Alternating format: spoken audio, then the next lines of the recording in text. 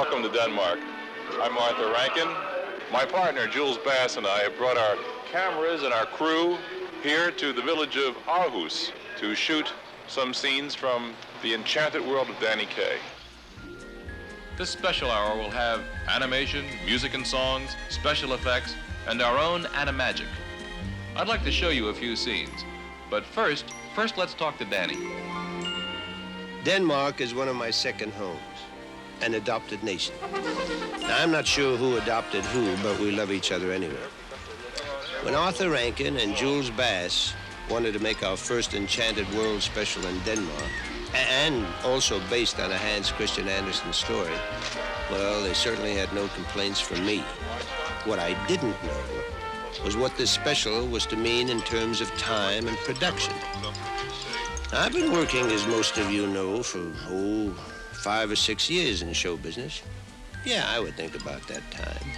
But never have I ever been involved in a picture with so many elements and techniques of cinema. Why don't we just take a look at a few of the many steps that lead us to the fade-out of this enchanted world of Danny Kaye. Come along with me.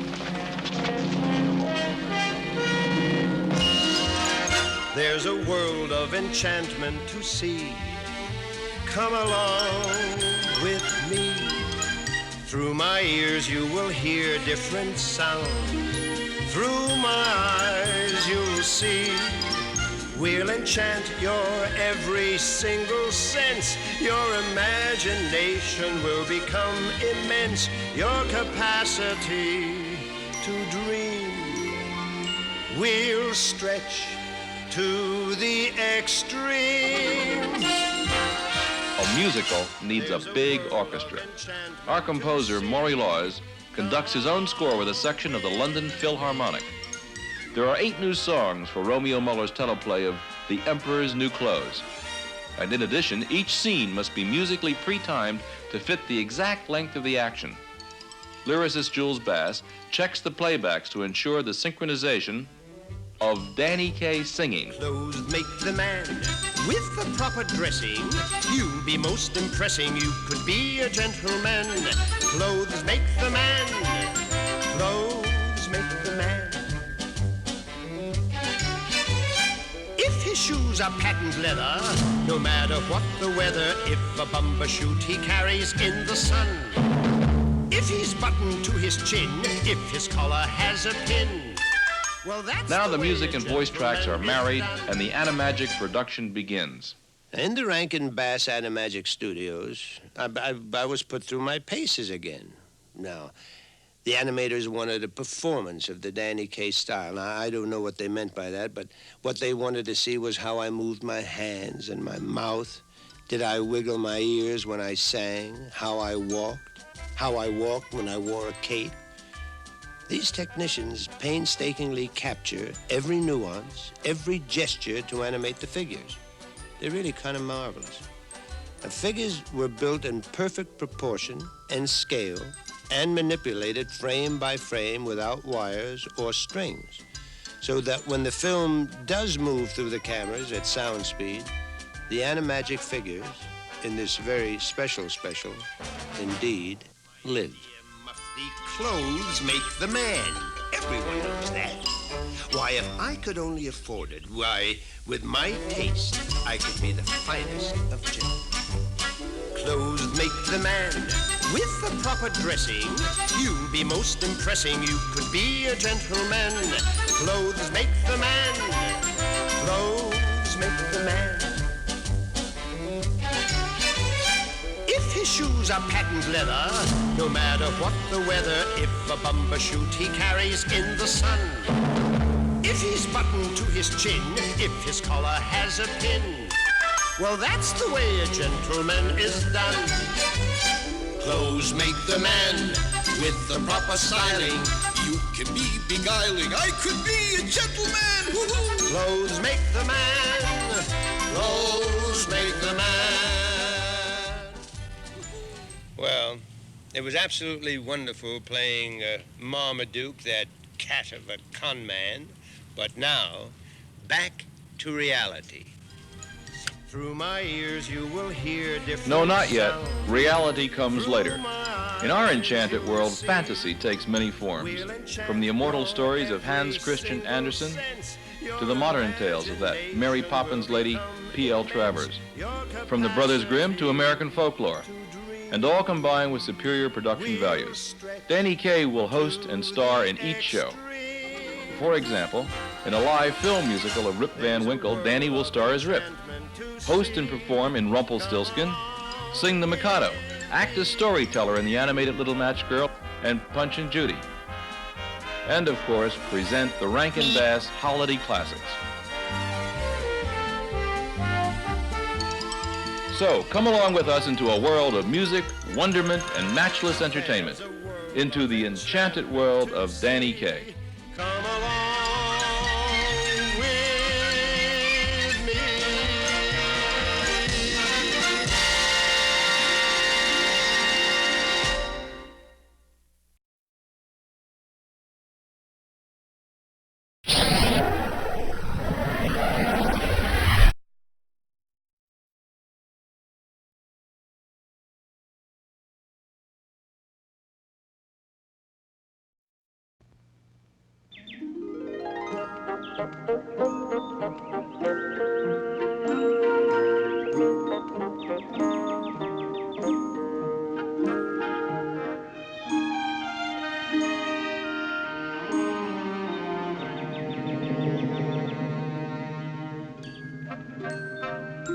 You mean you haven't heard? Mammoth Taylor's Contest. Clockalocka the Proud, ruler of all Bibbintucker, offers 1 million Grinklins. First prize for the Emperor's new clothes. And the news spread throughout the world. And in every nation in creation, tailors grabbed their finest garments and dashed off, hopefully, to the empire of Bibbintucker. The French tailors were fanatic. The English were very plutocratic.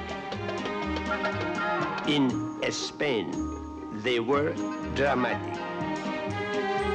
The Arabs were erratic. The Chinese, Asiatic. The Venetians, aquatic. The Africans, pragmatic. It was very democratic.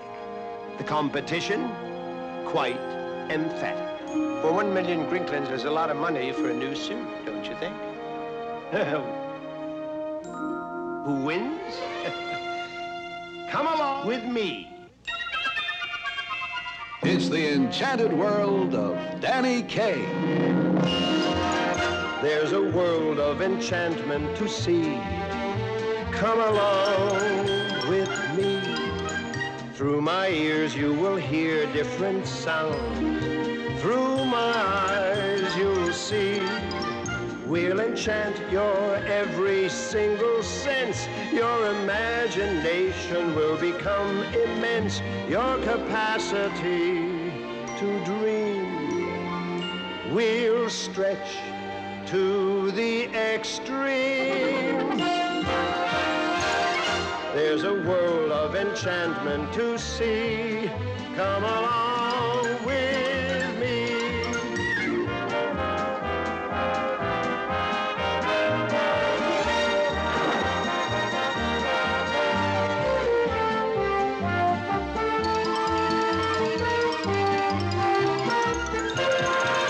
There's a world of enchantment to see.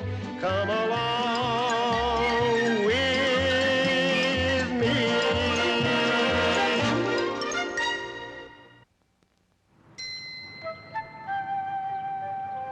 Now, this is the windy village of Aarhus, a lovely town in Denmark, much like the one where Hans Christian Andersen lived when he wrote all those wonderful fairy tales. Now, what I would like to do is to have a look around. Why don't you come with me? All of you, come on, let's go. And we'll have a look and see what's going on.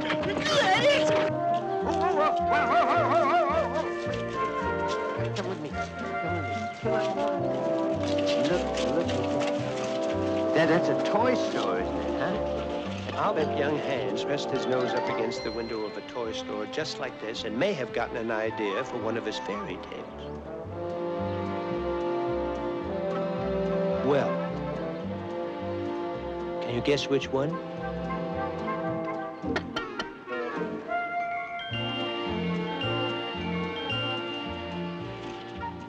Oh, come here, sit down here, man. Come on. Now, do you know what that is? It's a tin soldier. Yeah, but it's a little different than just an ordinary tin soldier. But why? He has one leg. He has one leg. Do you see that little building over there? Uh-huh. Well, let's go over there. I think we'll see something. Mr. Jensen? Maybe. Yeah, I've come for the cloth. Yes. Thank you very much. Look at that. Look at the texture of that cloth. Look at the sheen. See the way it drapes and folds, huh? Have you ever seen such cloth? It's magical. Why, it's fit for an emperor.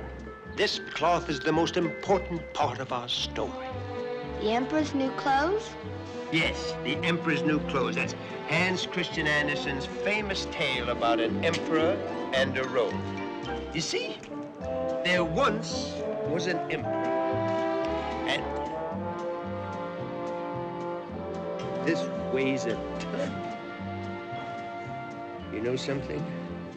Actually, I'd like to play the part of the other fellow.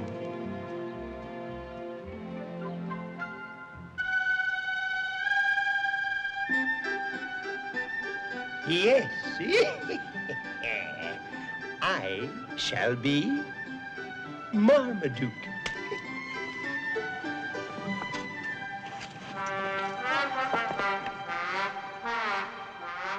Once upon a time, there was a wonderful rogue called Marmaduke, the cleverest conniver, the most supreme swindler who ever drew a bamboozled breath. I was touring the world with my gallant partner in knavery, the noble Mufti.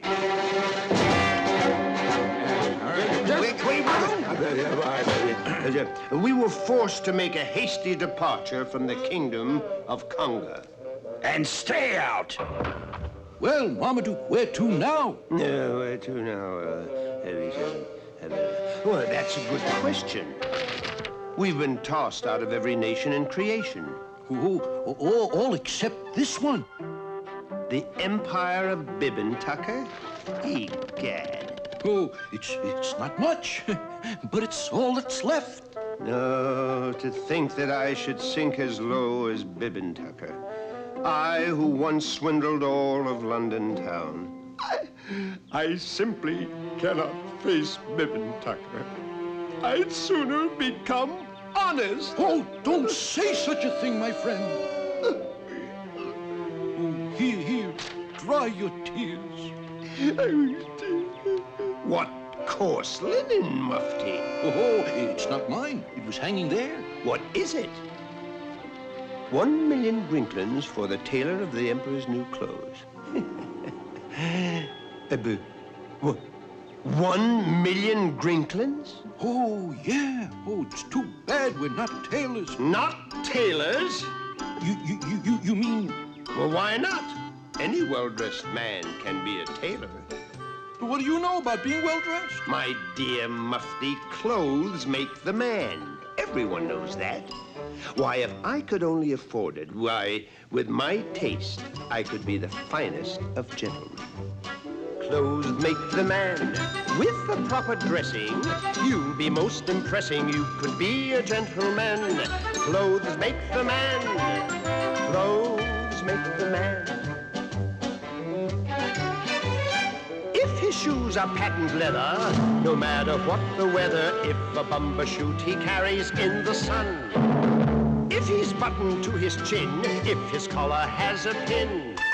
Well, that's the way a gentleman is done. Clothes make the man with the proper styling.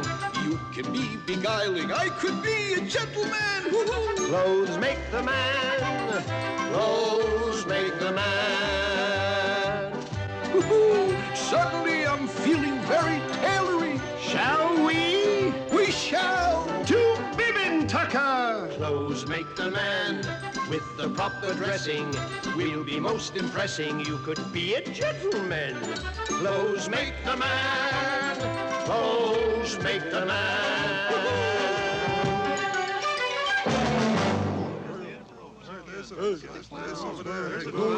So this is Bibbin Tucker.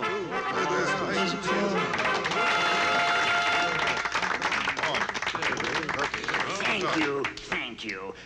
And welcome to the 174th monthly presentation of the award for the best dressed man in Bibbin Tucker. The contenders are Emperor Clockenlocker for his magnificent mauve morning coat, Emperor Clockenlocker for his spectacularly silken summer suit, Emperor Clockenlocker for his witty and wonderful winter togs of wool. May I have the sealed scroll, please? I can't believe it. What a surprise. The winner is Emperor Clockenlocker.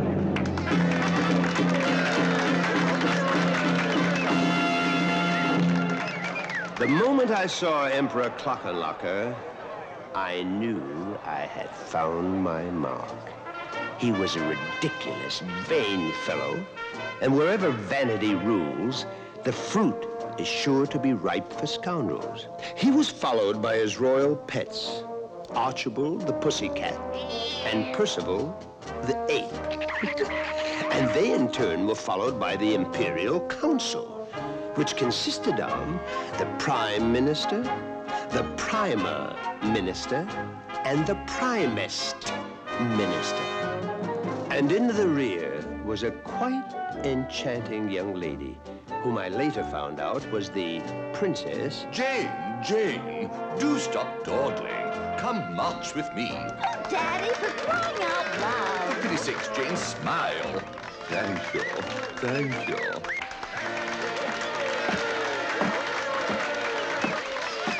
Oh, thank you.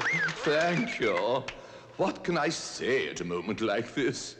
I'd like to thank my designer and my tailors and all the little seamstresses without whom this wonderful moment could never have happened. Thank you.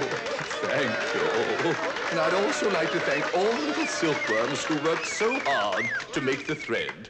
And the Oh, dear. This is going to go on all day. Your Highness. Oh, a handsome stranger. And me with my shoes off. Allow me. Are you flirting with me?